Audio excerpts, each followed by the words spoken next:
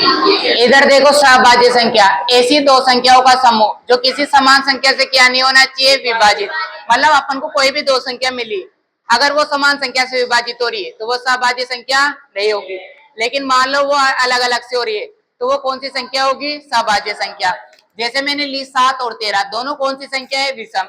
अब तुम बताओ इस 7 और 13 में कोई कॉमन चीज का भाग जा रहा है क्या, कॉमन संख्या का?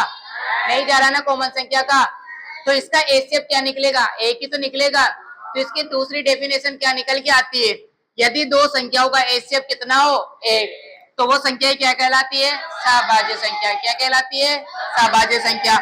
इसी प्रकार कोई दो सहभाज्य संख्या है ए और बी, अगर इनका अपन एचसीएफ पूछ ले, कोई भी तुम्हें दे दे कि ये दो सहभाज्य संख्या है, कौन सी है, सहभाज्य संख्या। तुमसे पूछे कि इसका एचसीएफ कितना होगा, एक, हमेशा एक होगा। कितना होगा, एक। कौन सी संख्याओं का, सहभाज्य संख्याओं का। अब तुमसे पूछे कि इनका क्या हो, एलसीएम कितना होगा, तो उन दोनों संख्याओं को क्या कर दो, गुणा। जब मान लो किसी संख्या का किसी कॉमन संख्या का भाग ही नहीं जा रहा तो एलसीएम भी तो वही आएगा, स्वयं संख्या ही तो भाग जाएगी। एलसीएम क्या होगा, उन दोनों का मल्टीप्लाई। इसी से अपन के पास सूत्र निकल के आता है जांच के लिए कि पहली संख्या इंटू दूसरी संख्या। ये जो अपन पहली संख्या और दूसरी संख्याओं का क्या करेंगे, गुणा, और एचसीएफ निकालेंगे और एलसीएम को क्या करेंगे, गुणा, तो उसका आंसर क्या आएगा, बराबर। जैसे इसी एग्जांपल को ले लो, अपने पास पहली संख्या क्या है, ए, क्या है, ए, दूसरी संख्या क्या है, बी, यही होगा ना। ये तो गया पहली और दूसरी। एचसीएफ कितना है, एक, एलसीएम कितना है, ए बी। अब देख लो तुम खुद ही कि ए बी बराबर ए बी आया नहीं आया, आ गया ना। तो तुम्हारा क्वेश्चन क्या है, सही। जांच कर सकते हो तुम ऐसे निकाल के, ठीक है। उसके बाद अपने पास आती है विभाजन एल्गोरिथम, आती है ना। वो क्या होती है, भाज्य बराबर भाजक इंटू भागफल प्लस शेषफल।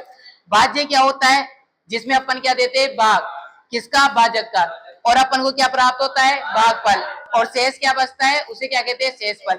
अगर अपन को पता करना है कि अपन ने जो भाग दिया वो सही आया नहीं आया, तो तुम क्या करो, भाज्य को तो कहाँ रख लो, अलग, कहाँ रख लो, अलग, जिसमें भाग दे रहे हो, और भाजक को किससे गुणा कर दो, इसको किससे गुणा कर दो, भागफल से, और उसमें क्या जोड़ दो, शेषफल। अगर ये सब करने के बाद तुम्हें वापस क्या प्राप्त हो रहा है, भाजक। क्या प्राप्त हो रहा है, भाजक।